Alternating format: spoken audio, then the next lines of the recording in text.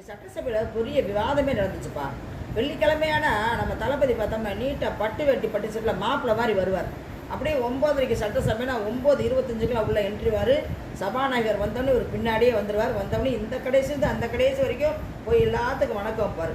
அப்போ அப்படி வணக்கம் வச்சுட்டு வந்து வரும்போது பார்த்தோம்னா எல்லா அமைச்சர்களும் எந்திரிச்சு எடப்பாடி முதற்கொண்டு எந்திரிச்சு நின்று வணக்கம் சொல்லுவார்ப்பா.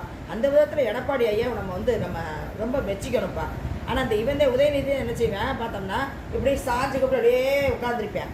என்ன தரங்கிட்ட தப்பி பையன் என்ன இதாப்பா அவர் வந்து போய் அந்த பட்டு வெட்டு சட்டையோடு போய் பாதி வரைக்கும் வந்து அவருக்கு எல்லாத்தையும் இப்படி சிரிச்ச முகத்தோடு கும்பிட்டு வரும்போது பின்னாடி வந்து பார்த்தோம்னா ராஜேஷ்கிறவர் சொல்லுவார், அண்ணா நீங்கள் வந்துட்டீங்க, இந்த கடைசி வரையும் வாங்கினேன், உங்கள் பார்வை எங்கள் கண்ணில் படட்டும் அப்படின்னு சொன்னவனையுமேயும் பார்த்தோம்னா திருப்பியும் அங்கிட்ட அந்த வரைக்கும் கடந்து போனவர் திருப்பியும் போய் அவர் சொன்னதுக்காண்டி வணக்கம் வச்சுட்டு எதுக்கு போவார்.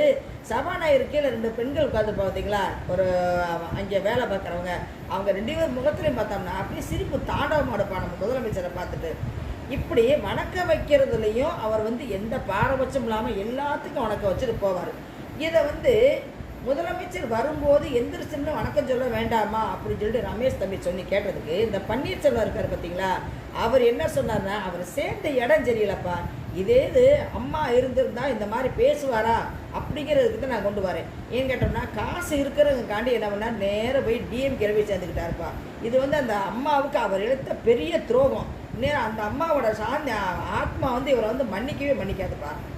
அவர் என்ன சொன்னார்னா எல்லாரும் எந்திரிச்சு கும்பிடுங்கிறது கிடையாது, அது அவங்க அபிப்பிராயம் அப்படின்னு சொல்லி இதே தான் சட்டத்திட்டத்தில் இருக்குது அப்படின்னு சொல்லி பன்னீர்செல்வம் பேசியிருப்பார்.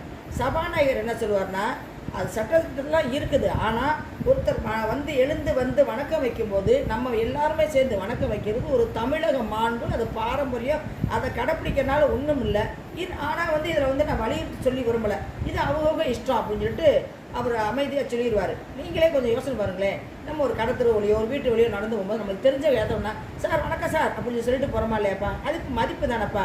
இந்த மதிப்பு கூட கொடுக்க தெரியல, இந்த கொடுக்க தெரியாதவங்களுக்கு இவர் சப்போர்ட் பண்ணி பேசுகிறாரு பன்னீர்செல்வம். இதே இது வந்து இந்த அம்மா இருந்துருச்சுன்னா, யார் நம்ம சிங்கப்பன் அம்மா இருந்துருச்சுன்னா இந்த மாதிரி அவர் பேச முடியுமா? அம்மா காலில் போய் விழுந்து விட்டால் அந்த அம்மா காலை நக்கி கூட எந்திரிச்சு போவாங்க.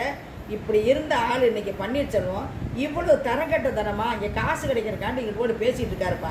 ரொம்ப மோசமாக இருக்குது வர நினச்சாவே. அந்த விதத்தில் எடப்பாடி ஐயா பரவாயில்ல, அவர் தனியாகவே நின்றுக்கிட்டாரு. இவர் இப்படி போய் சேரக்கூடாத இடத்துல போய் சேர்ந்துக்கிட்டு இந்த மாதிரி பேசிக்கிட்டு இருக்காரு. இந்த பன்னீர்செல்வம் பேசுறது சரியா தப்பா நீங்களே கமெண்ட்ஸில் பதிவு பண்ணுங்க.